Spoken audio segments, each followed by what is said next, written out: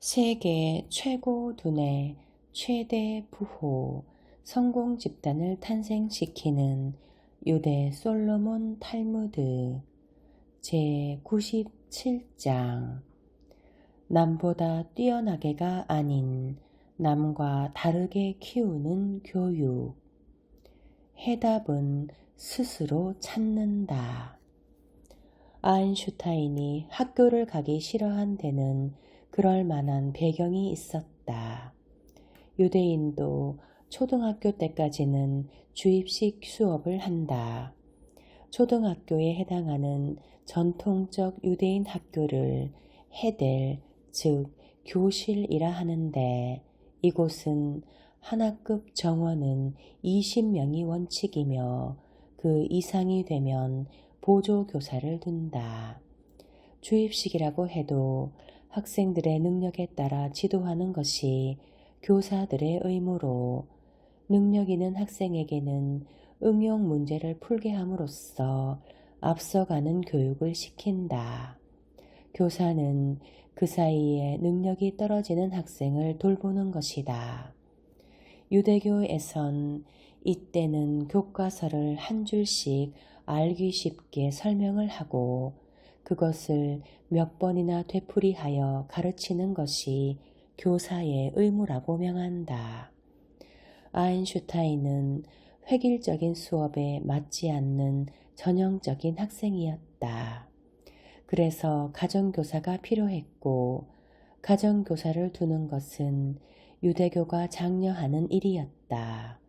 19세기 초 리투아니아에서 활약한 비루너스의 현자 랍비 엘리야는 유대인에게 자식을 위해 가정교사를 들여라. 그리고 보수를 충분히 지급하라. 라고 명한다. 자식을 위해 가정교사를 들여라. 그리고 보수를 충분히 지급하라. 그러나 가정교사에게 배우는 것은 고작 소년 시절까지다. 청년기로 접어들면 유대인은 자력으로 배우게 된다.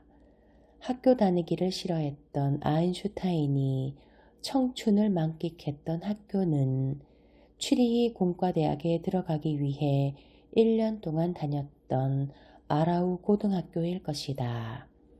이 학교 수업은 학생과 선생님 사이에 대화가 있고 선생님은 학생들에게 자유롭게 사고할 것을 장려했다. 우울한 아인슈타인은 이때 창조적이고 활발한 성격으로 바뀌었다. 이 학교는 아인슈타인의 유대인 성격을 만족시켰다.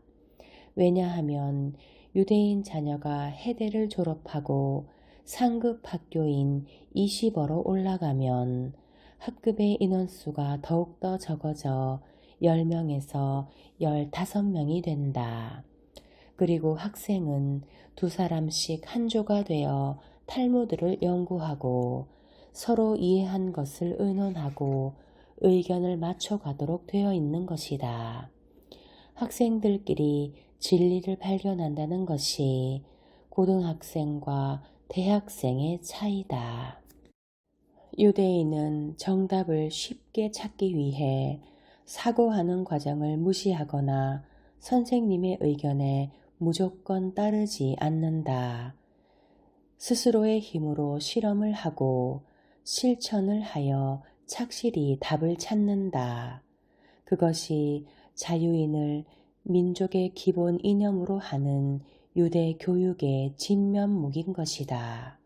이것은 학교만이 아니라 사회 훈련에서도 마찬가지다. 유대인은 정답을 쉽게 찾기 위해 사고하는 과정을 무시하거나 선생님의 의견에 무조건 따르지 않는다. 스스로의 힘으로 실험을 하고 실천을 하여 스스로 착실히 답을 찾는다. 그것이 자유인을 민족의 기본 이념으로 하는 유대 교육의 진면목이다. 누구나 가지고 있는 것. 야훼가 맨 처음에 새나 짐승을 만들었을 때 새에게는 아직 날개가 없었다. 그래서 새는 신에게 적으로부터 자신을 지킬 수 있는 것을 아무것도 가지지 못했다고 불평했다. 뱀은 독을 가지고 있고 사자에게는 날카로운 이빨이 있고 말에게는 발굽이 있습니다. 그러나 새에게는 아무것도 없습니다. 자신을 어떻게 지키면 좋을까요? 야훼는 새의 불평을 그럴듯하게 여기고 깃과 날개를 주었다. 그러나 얼마 뒤 새는 돌아와서 또다시 불평을 늘어놓았다. 날개는 쓸데없는 것이고 무거운 짐이 될 뿐입니다. 날개를 몸에 달고 있기 때문에 전과 같이 빨리 뛸 수가 없습니다. 어리석은 새여, 신은 말씀하셨다. 그 몸 위에 있는 날개를 어떻게 썼으면 좋은가 생각해 보는 것이 어떨까? 너희들에게 두 날개를 준 것은 결코 무거운 짐을 지고 걷게 하려고 한 것이 아니다. 날개로 하늘 높이 날아서 너희에게 해를 끼치려고 하는 것으로부터 자유로이 도망칠 수 있게 하기 위해서 준 것이다. 인간은 가끔 자신에게 능력이 주어지지 않았다고 불평할 때가 많다. 그러나 오히려 자신에게 주어진 능력을 충분히 이용하고 있지 않을 때가 많다. 인간은 가끔 자신에게 능력이 주어지지 않았다고 불평할 때가 많다. 그러나 오히려 자신에게 주어진 능력을 충분히 이용하고 있지 않을 때가 많다. 그 가장 좋은 예가 머리다. 근대 의학에서도 인간은 뇌세포의 극히 일부밖에 쓰고 있지 않다고 말하고 있다. 창세기에 나오는 새 이야기는 머리를 쓰라는 뜻의 비유로 자주 쓰인다. 자신이 가난하다든가 학력이 없다, 빽이 없다고 탄식할 필요가 없다. 그래서는 이 창세기에 나오는 새와 별반 다를 바 없지 않은가. 당신에게는 몸도 있고 무엇보다 머리가 있다. 그리고 누구에게나 평등하게 주어진 시간이라는 것도 있다. 아인슈타인은 현재는 어떤 때일까? 현재는 항상 새로 출발할 수 있는 때이다 라고 말하고 있다. 당신에게는 몸도 있고 무엇보다 머리가 있다. 그리고 누구에게나 평등하게 주어진 시간이라는 것도 있다. 아인슈타인은 현재는 어떤 때일까? 현재는 항상 새로 출발할 수 있는 때이다 라고 말하고 있다. 살아있는 하늘은 우리에게 항상 현재를 부여해 주고 있지 않은가. 현재는 항상 새로 출발할 수 있는 때이다. 그는 탈무드의 애독자이기도 했다.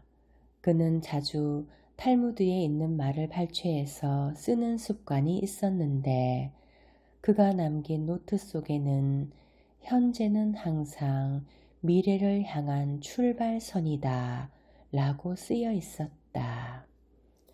현재는 항상 미래를 향한 출발선이다. 인간은 자신의 실패를 다른 사람의 탓으로 돌리는 경향이 있으며 자신이 아무것도 가지고 있지 않기 때문이라고 자기 변명을 하고 만족해버린다. 그러나 그 전에 자신이 가지고 있는 것을 점검해 보아야 한다. 인간은 자신의 실패를 다른 사람의 탓으로 돌리는 경향이 있으며 자신이 아무것도 가지고 있지 않기 때문이라고 자기 변명을 하고 만족해 버린다. 그러나 그 전에 자신이 가지고 있는 것을 점검해 보아야 한다. 누구나 가지고 있는 것일수록 쓰지 않게 마련이다.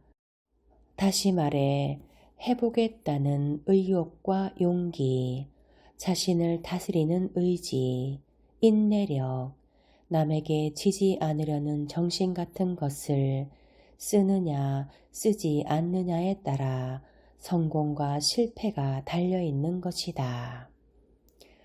해보겠다는 의욕과 용기, 자신을 다스리는 의지, 인내력, 남에게 지지 않으려는 정신 같은 것을 쓰느냐 쓰지 않느냐에 따라 성공과 실패가 달려있는 것이다.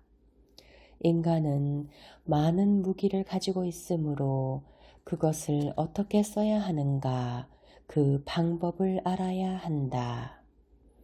인간은 많은 무기를 가지고 있으므로 그것을 어떻게 써야 하는가 그 방법을 알아야 한다. 인생 최고의 지혜, 가불. 안식일은 다가오는데 헛셀 오스트로폴리에르는 안식일 빵과 물고기와 닭을 살 돈이 한 푼도 없었기 때문에 의기소침해 있었다. 그래서 그는 공동사회의 재정 담당관에게 가서 크게 소리쳤다. 유대인들이여, 끔찍한 불행이 나에게 닥쳤습니다. 나의 아내가 방금 죽었습니다. 그런데 정말이지 제가 어디서 그녀를 위하여 수의와 관살돈을 구하겠습니까? 공동사회의 원로들은 그가 당한 불행을 가엾게 여겨서 십루불을 주었다. 그런 뒤 얼마 있다가 그들이 그 착한 여인의 명복을 빌어주기 위해 헛셀의 집에 가서 보니 놀랍게도 그의 아내가 살아있을 뿐만 아니라 맛있는 닭고기 요리를 걸신 늘린 듯이 먹고 있는 것이 아닌가. 그들은 고함을 질렀다. 이 거짓말쟁이야, 이 사기꾼아.